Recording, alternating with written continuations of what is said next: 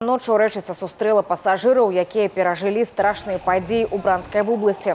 Дадому вярнуліся тыя, хто не пацярпеў у выніку удару. Эмоцыі проста немагчыма перадаць словамі.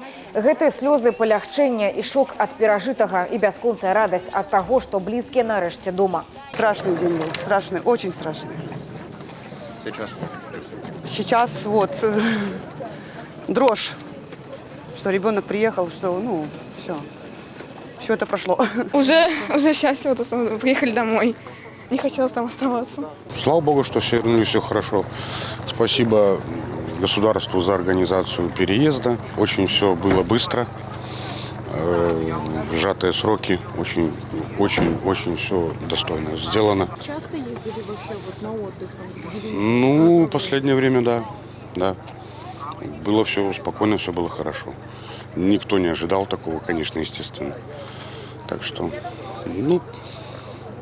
пребываем целый день в шоке. Хорошо, что все хорошо закончилось. Сустрэчу арганізавалі ў сціснуты тэрмін. На месцы дзяжурылі не толькі аўтобусы для развозу, але і брыгады хуткай дапамогі. Урачы былі гатовы аператыўна аказаць медыцынскую і псіхалагічную дапамогу усім, каму яна патрабавалася пасля перанесенага стрэсу.